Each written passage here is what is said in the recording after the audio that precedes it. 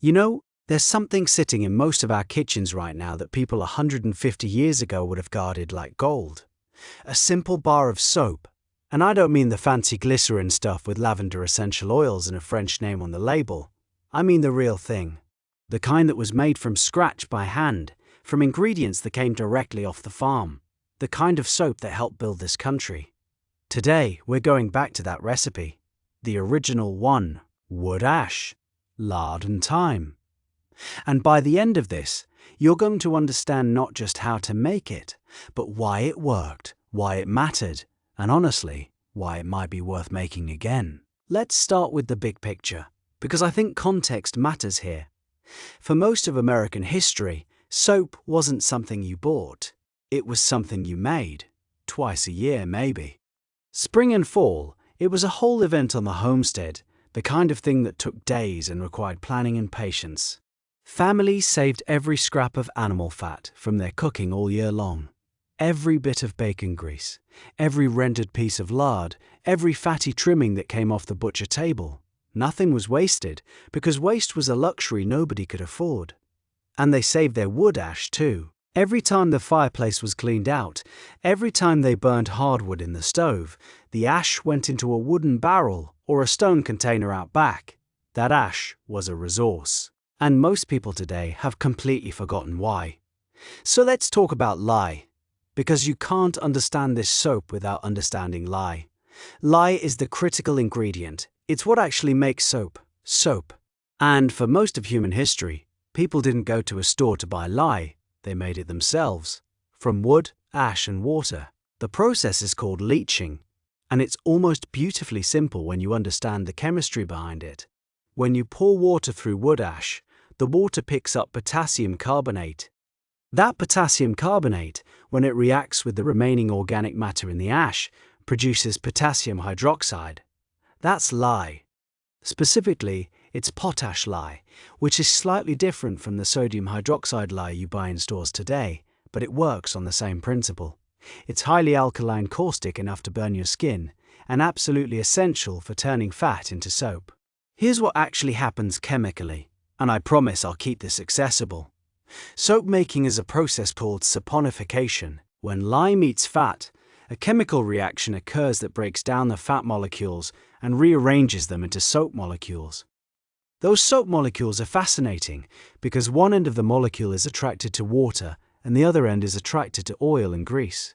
That's why soap cleans. It grabs onto the grease and dirt and lets the water carry it all away.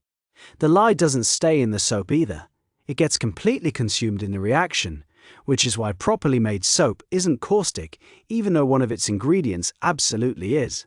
The settlers who made this soap didn't know any of that chemistry. They just knew it worked. Now let's walk through the actual process, because this is where it gets really tangible and honestly kind of incredible. The first step was making the lye water, and this is where the ash barrel came in.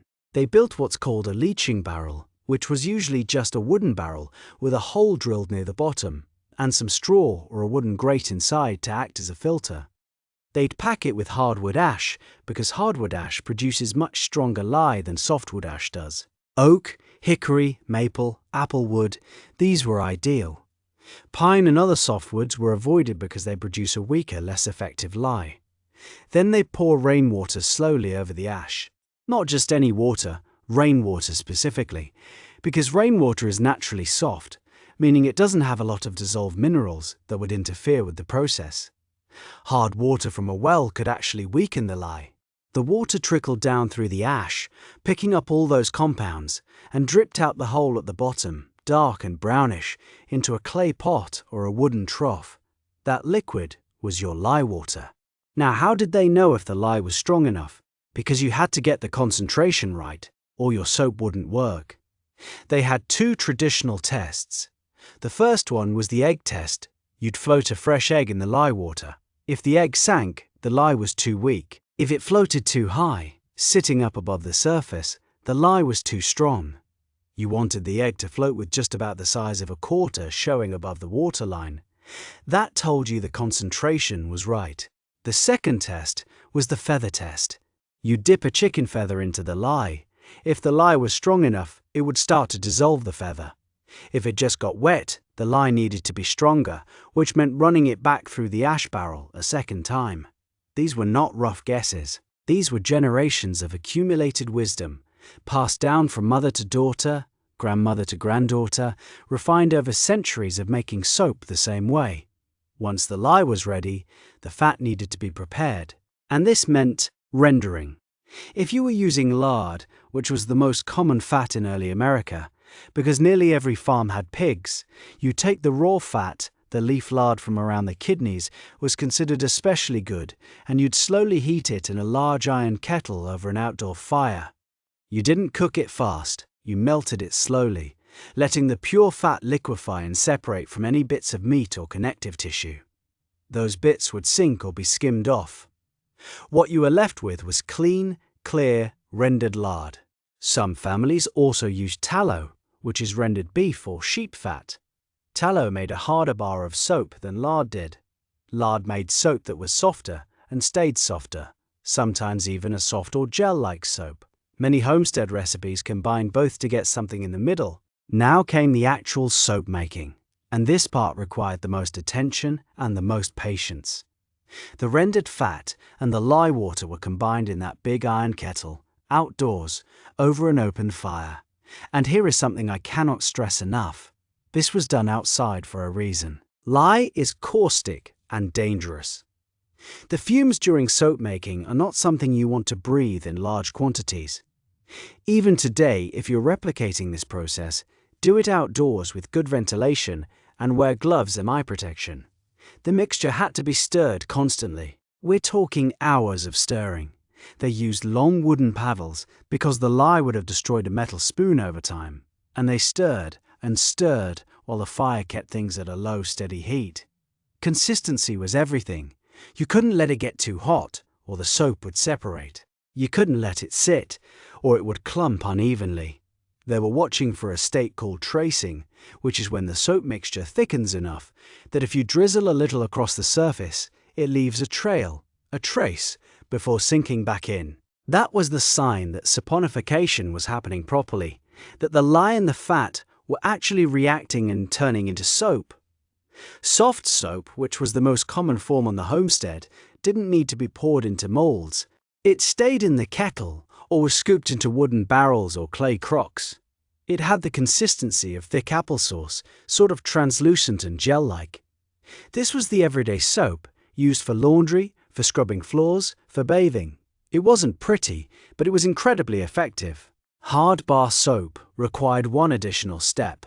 After the soap reached trace, they'd add salt, regular table salt or sea salt, and this caused the soap to separate from the water content in the mixture.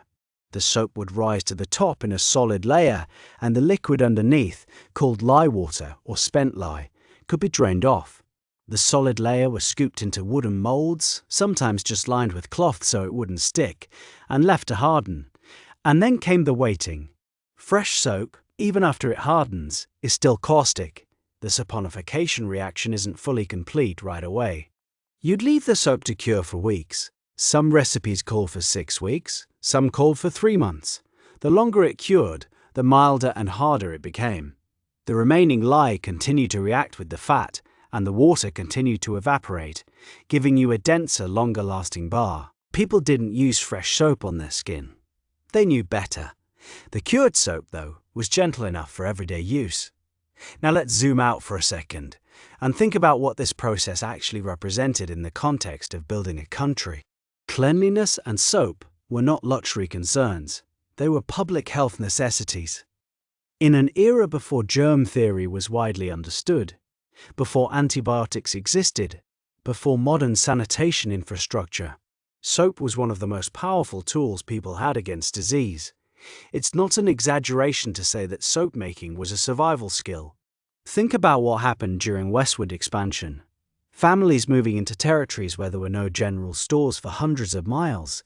They couldn't buy soap. They made it. They brought the knowledge with them. A woman who knew how to make soap from scratch was an enormously valuable member of any frontier community, because that knowledge protected not just her family, but potentially her entire settlement. And there was an economic dimension too. By the mid-1800s, commercial soap making was becoming an industry. Companies like Procter & Gamble got their start right in this era, turning soap from a household production into a purchasable product. The shift from homemade to store-bought soap happened over generations, but it fundamentally changed the relationship Americans had with their daily cleaning. It was one of the first steps in the long process of moving household production out of the home and into factories. And that's a bigger cultural shift than most people appreciate. The skills that had been passed down for generations started to fade. By the early 20th century, most Americans had completely forgotten how to make their own soap. The knowledge was still sitting there, documented in old cookbooks and homesteading guides, but it wasn't being practiced anymore. And here's what's interesting about right now. There's a genuine revival happening. People are learning this again. The modern small-batch soap-making industry is enormous. Farmers' markets across the country sell handmade lard and tallow soaps.